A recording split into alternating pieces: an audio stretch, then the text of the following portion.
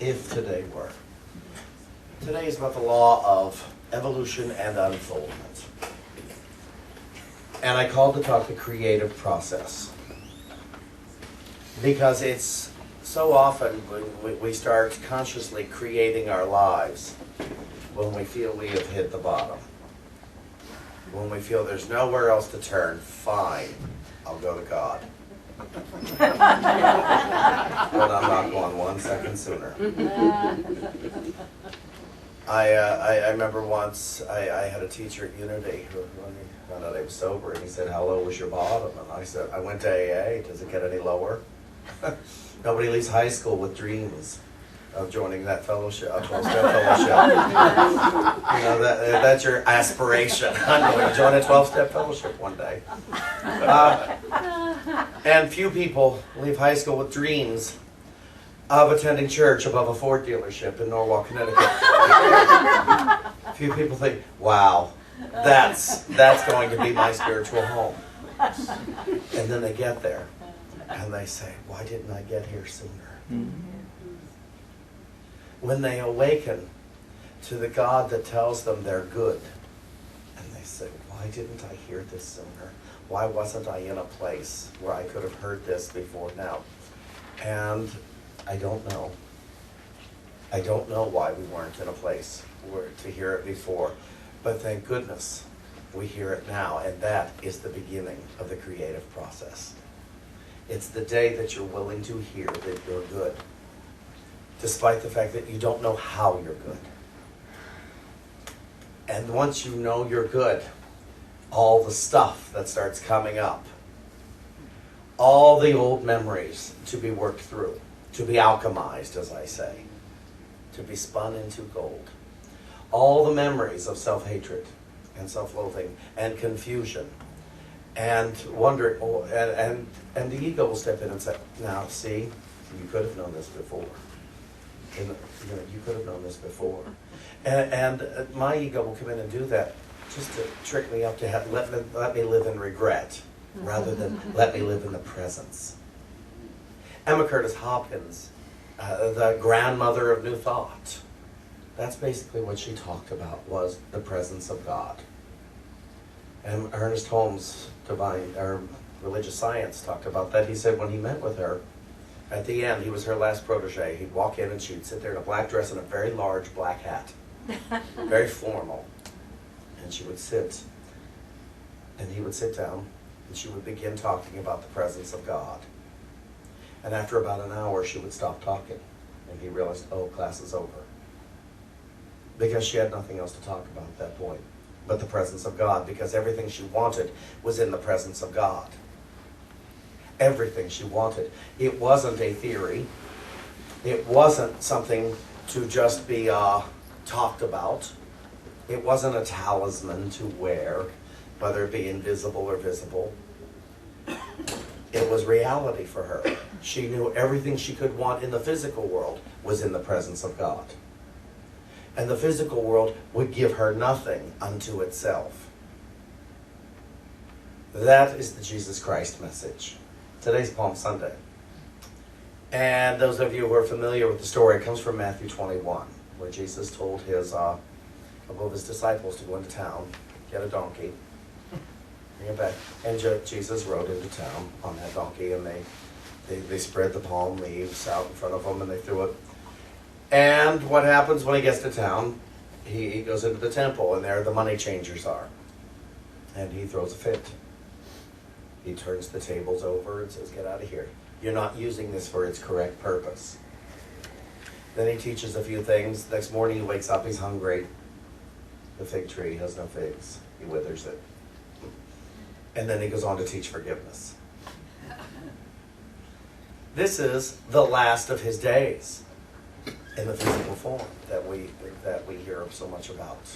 You know, this is how he was spending the last of his days. He was still spending it. I loved what Donna said in her prayer today. What I believe, I teach. My heart tells me that what I believe, I teach. And I thought, isn't that true? That's what I'm teaching the world, whatever I happen to believe at this moment. That's my example to the world, because that's how I teach the best, is through example. My words really don't mean so much. Yesterday I taught a class at an interfaith seminary in the city. I'm their New Thought faculty. I go once a year and I teach a 2.5-hour class on New Thought to several interfaith students.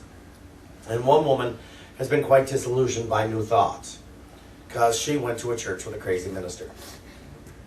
I'm not going to say what church. But it was a minister who fully believed in the glorification of self. And I said, that's not New Thought. That's a minister who has some damage. And you'll find that in any spiritual divinity. Spiritual, what do you call it? Community school. Community. You can find that in any sect. But I said, here's the deal. That minister was your angel. You forgot to do the work. So many of us come into, I hear people come into, oh, I'm a recovering Catholic, and oh, I'm this, and they abused me here, and they did this, and they taught wrong there. And it's like, gang, you didn't do your homework. The minister's just up there speaking from the minister's experience and current belief. It's your job to go home and open the book. It is your job to practice the principle. If you want peace. If you want to have a great day. I'm just a guide. All ministers are a guide. We're all a guide for each other. Here's the deal. Until each of us proves the principles true, it's still a theory for some. I can have proven every single one of these principles true. Many believe that Jesus, the Christ, proved them all true. But if you don't, it's just a theory. If I see you prove them true and I don't, it's just a theory for me. You've gone and proved it. You have authority now. But it means nothing to the one who hasn't proven it yet. All that's left for the one who hasn't proven it is to look up to the one who did and admire them and talk about them and create specialness. Well, I believe that Jesus did this. Big whoop. Big whoop. Who cares? If you're not proving it, it means nothing. And that was the Jesus Christ message. You know, if I am the most prosperous person in this room, and I ought to be, but you're not riding right along with me and perhaps passing me, then big whoop for you. You're not, you have to find what your prosperity is. It doesn't mean cash. Prosperity means confidence. Prosperity means assurance. Prosperity means knowing you are safe. You are the good that God is. That's your prosperity. And if I know that and you don't, then big whoop for you. And thank goodness for me. And if you know that and I don't, then big whoop for me. Yeah, big whoop. I've never said that word and I don't know that term. I don't know how many years. Spirit speaks through me. Good talk title. Thank you. Bring people in. You know, I haven't read this book in a while, and I pulled it out for today. From Matthew, the 21st chapter of Matthew, like I said, is the Palm Sunday chapter. It's the Holy Spirit's interpretation of the New Testament. I told you Jesus rode into town on a donkey. The Holy Spirit says the donkey is a symbol. It is a symbol intended to teach that you must put your expectations aside. For expectations are a setup, opportunity for judgments, and it is judgment that keeps you separate from your brothers. Be willing to let go of your expectations, and you will not be tempted to judge. How about that? But it's a scary thing to do that because I'm so afraid my thoughts won't mean anything. I'm so afraid of peace because I'm afraid peace means that what I think of you won't matter. I'm so afraid of peace that I'm afraid that what I think of my house, my job, this floor, these walls, won't matter. They won't mean anything. And I'm heavily invested in what I think.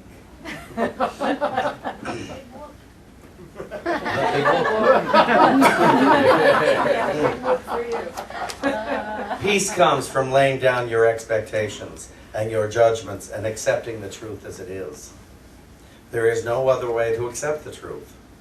For to accept it in any other way than as it is not to accept the truth.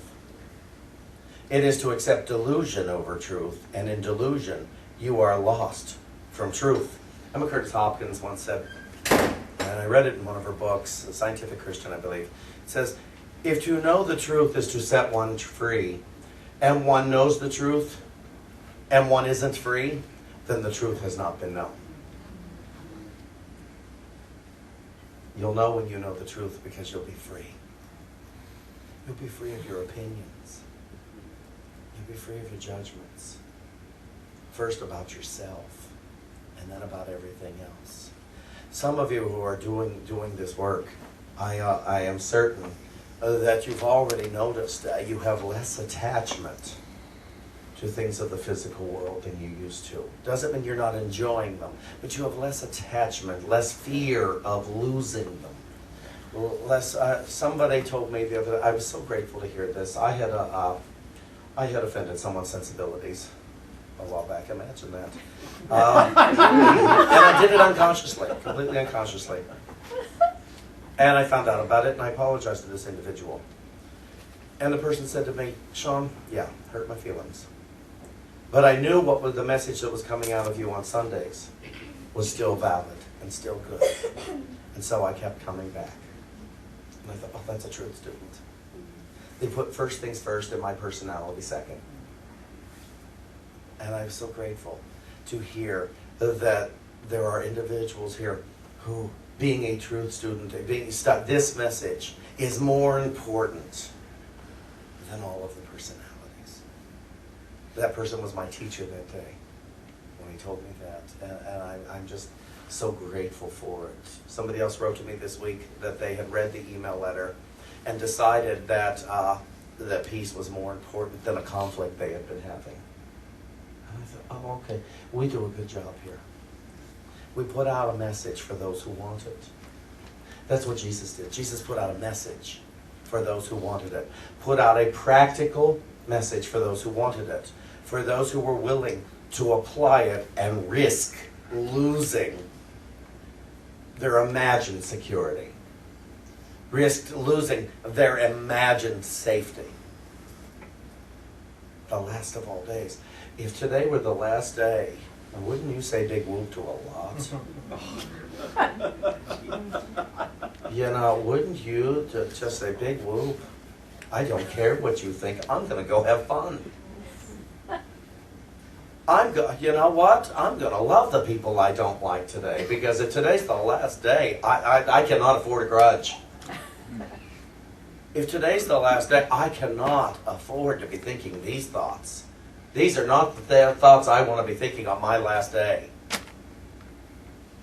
And so, freedom. Freedom is where it is at. It is better to meet your brother without expectations. I don't know if I heard years ago, expectation is a premeditated resentment.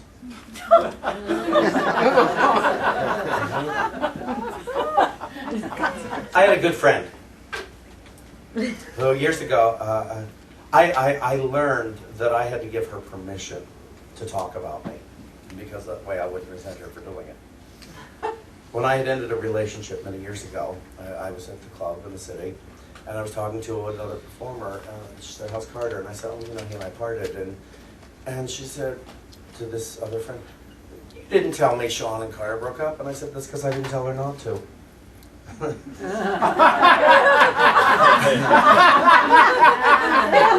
it wasn't interesting news to her.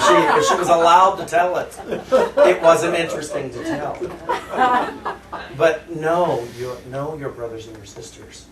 Don't set them up to disappoint you.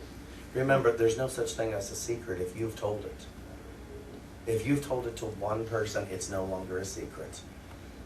And we set people up to disappoint us.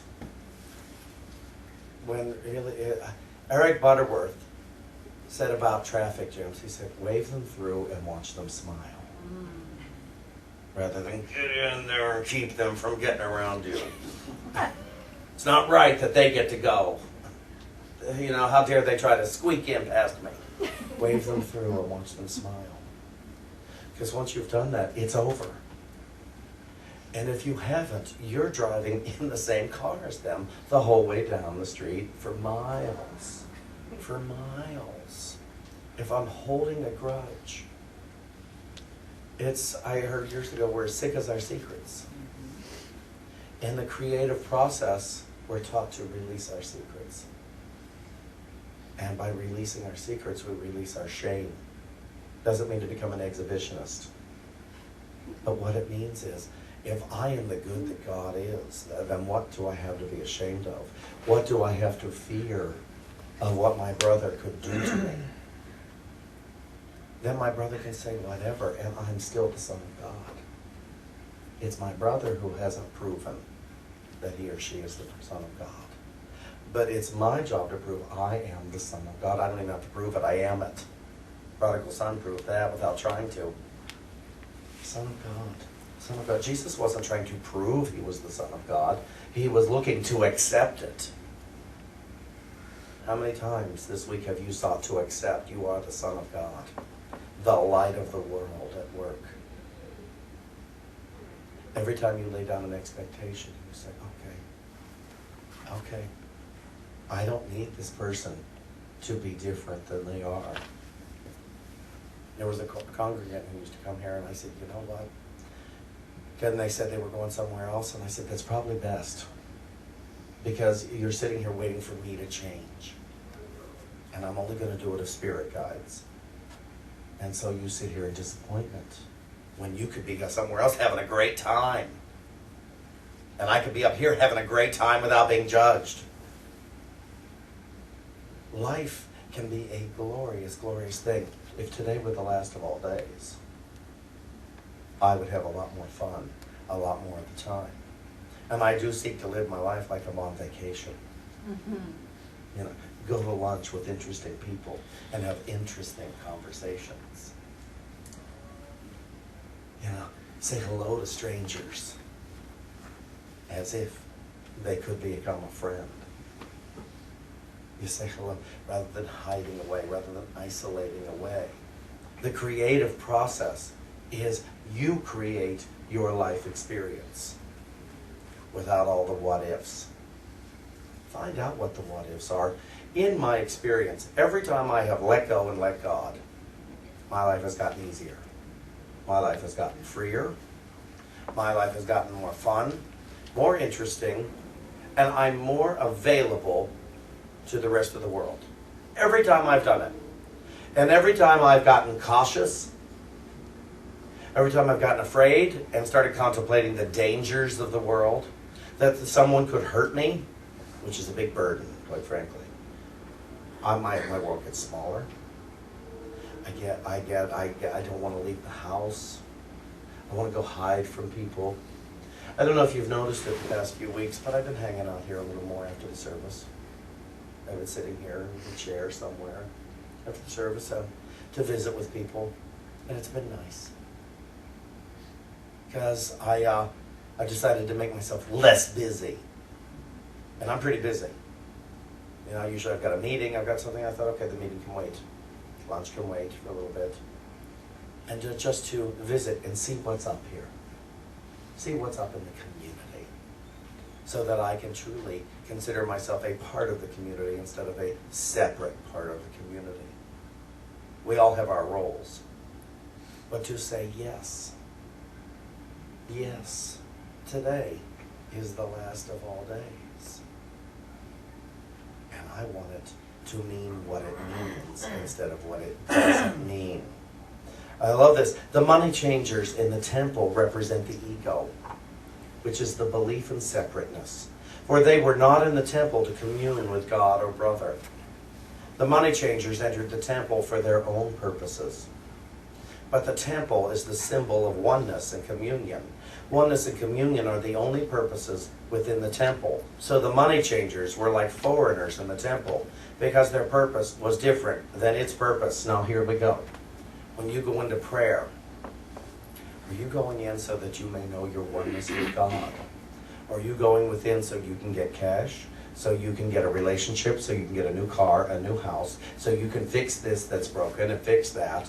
You know, you're going into the temple to be separate from God by getting God to do something for you? Or are you going into the temple to be one with God? To have the memory of God? The temple is your prayer time. The temple is your freedom, is your awareness of your I amness. When you do that, just to go in, Christ in me is awakened now, the superconscious mind in me is awakened now. God is, I am, God is, I am. And all of that, you don't hear me asking for anything. You hear acceptance. I'm accepting that God is, therefore I am. And I know it's a scary thing for some of us who have gotten to the point where we need a lot of stuff. We've let life fall apart so much that, we need. But as I've asked before, if the God of your being doesn't know what you need a new God. There is something wrong with your God if you've got to be telling your God what you need. Let's understand something when you ask. You're asking yourself to be willing to accept it. You're asking yourself to be willing to give it to you. Because it's already given by God. So the purpose of your going into the temple, which is your prayer time, it is this space here, it is for knowing the truth. It is for knowing what is rather than what isn't. No other agenda will satisfy you. No other agenda will heal you. But you'll have fantastic healings. Fantastic healings by surrendering and saying, okay, I'll ask for stuff later. But right now, I'm just going to accept my oneness with God. I'm going to accept my oneness with all that is. I accept that as God is for me, nothing is against me. I accept that everyone is for me. If God is for me, everyone is for me. There's nothing but angels. And I'm not going to indulge in an argument on that point right now. Any arguments that come up for those thoughts, you say, oh no, not now. This is my prayer time. My prayer time is a time of accepting what is, not what isn't. I'm not seeking to be a victim now. I'm seeking to know myself as the God being that I am. And you can sit and affirm to yourself the entire prayer time if that's what you need to do. If being quiet is too hard, sit with your affirmations. Your affirmations will not make it true, but they will remind the intelligence of your body what is true. At the end of this Holy Week, as you know, on Friday, is the day considered that Jesus was crucified. And on that day, he said, do not believe. This is what he actually said, forgive them. They know not what they do. They know not what they do. Because they're not doing what you think is happening.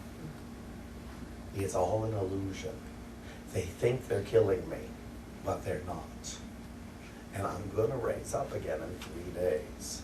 So don't think this is the end. Don't think that this physical life for any of us is the end.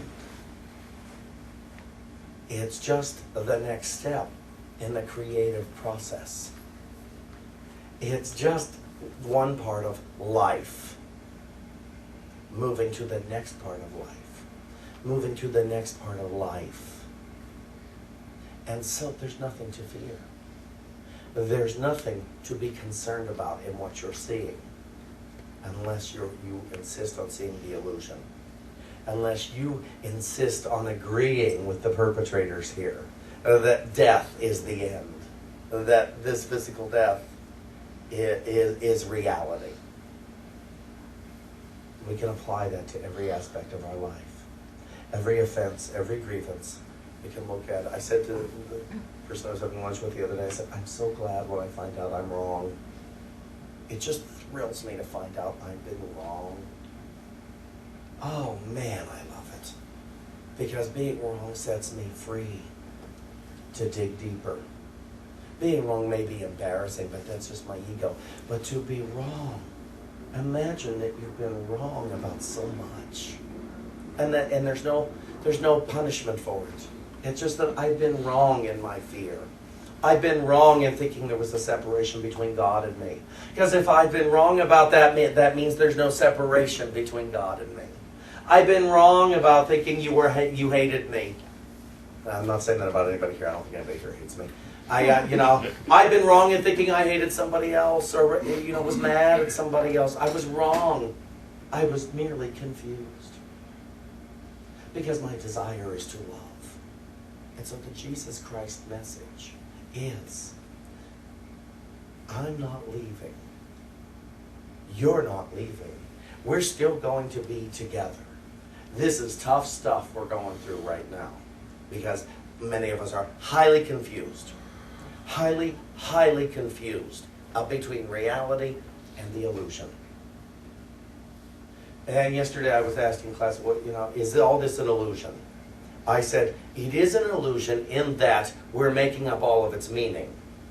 But it's real in our experience. This physical world is very real in our experience, but it's illusion in that I'm deciding what the experience means. And so, just remember that rarely is anything as I see it. So I need to ask God, Spirit, whatever, you tell me what this means. Because today is the last day of the illusion.